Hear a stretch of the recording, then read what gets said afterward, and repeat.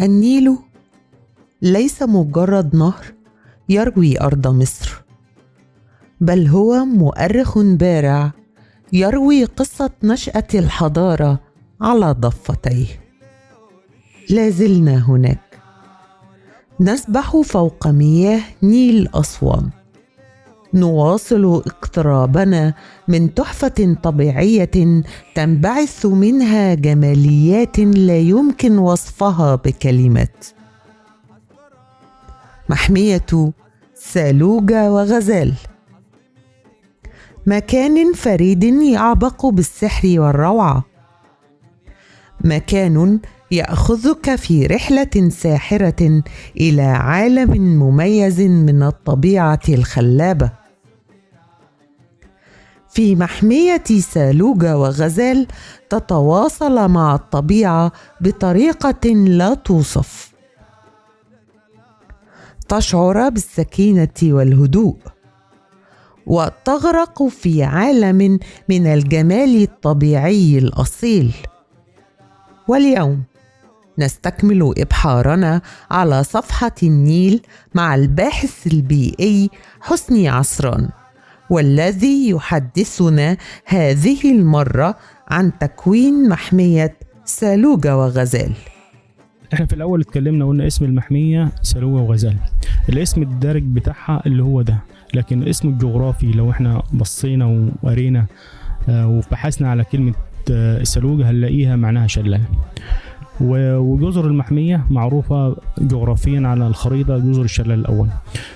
المعروف طبعا نهر النيل ليه 6 شلالات، يمكن احنا هنا الشلال الأول، الشلال الثاني والثالث في السودان، وباقي الشلالات في اثيوبيا، لانه انت عارفه منبع نهر النيل من اثيوبيا.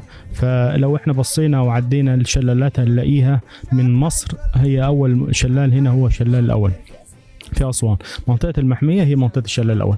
طبعا زي ما انت شايف حضرتك، طبعا المحمية عبارة عن كذا بيئة، في طبعا اللاندسكيب المناظر الطبيعية الخلابة، في 5 أنواع من الصخور، في الجرانيت، في البازلت، في الكوارتز، في الجرانيت طبعا بأنواعه الوردي والرمادي، بالإضافة طبعا في نباتات منتشرة كتير جدا وسط جزر المحمية، ودي حاجة مميزة لجزر المحمية ما تلاقيش في أي مكان، لأنه ما فيش أي تعدي على النباتات دي من أي حد، ولا في أي حد حاول يستزرع النباتات دي. لكن احنا بالنسبة لنا كمحمية حاجات طبيعية، الحاجات الطبيعية معناها انك انت ما تقربش عليها، تفضل زي ما هي، ما تحاوليش تستزرعيها، ما تحاول امتى تستزرعي لها. مثلا لو انت عملت اكسار، لو كان مثلا النوع اللي عندك ده بدأ خلاص ينقرض يعني، فانت من بتحاولي يعني تحافظي على النوع من خلال عملية الاكسار بتاعته، تزرعي مثلا نباتات تانية يعني.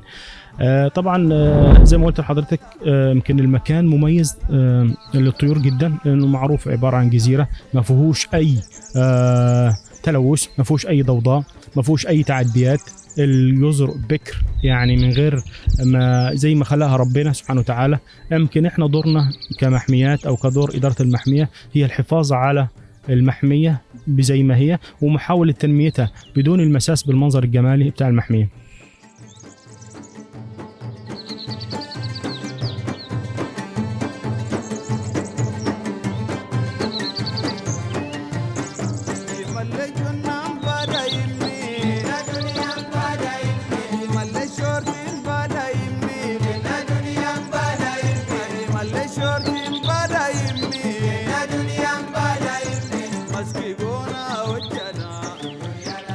المحمية سالوجة وغزال عبارة عن جزر صخرية في الأساس نفسها، يعني أنت لو بصيت على كل الجزر بتاعت نهر النيل هتلاقيها كلها جزر طينية. إحنا كمحمية سالوجة وغزال دي جزر صخرية، حتى في مساحات كبيرة جدا من الطمي داخل الجزر دي، يعني مخلي طبعا في مساحات كبيرة فراغ أو شاسعة فيها نباتات. طبعا الكثبان الترابية دي أو التربة الطينية دي جت مع الفيضانات زمان قبل السد العالي، من هنا طبعا تكونت جزر المحمية، لأنه في الأساس هي أصلا عبارة عن صخور، فزمان كان لما يجي الفيضان كان بيجي بالطمي بتاعه. الطمي ده لما كان يتركز بين الصخور فعمل مساحات من الأراضي وسط الجزر المحمية. ده اللي خلى طبعا نباتات كتير من المحمية منتشرة في محمية سلوى وغزال. من أشهرها اللي احنا اتكلمنا عليها من أنواع الصنط، 5 أنواع من الصنط اللي هم السيال والطلح والخروف والأرض والخشب.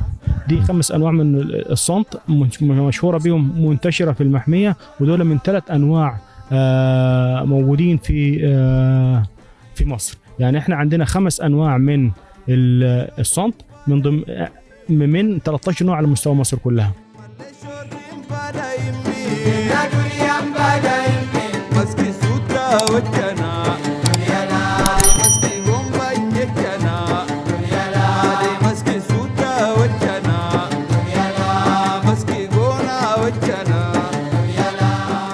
ومن الآن احجز لخيالك مكان، فالنيل ما زال يروي.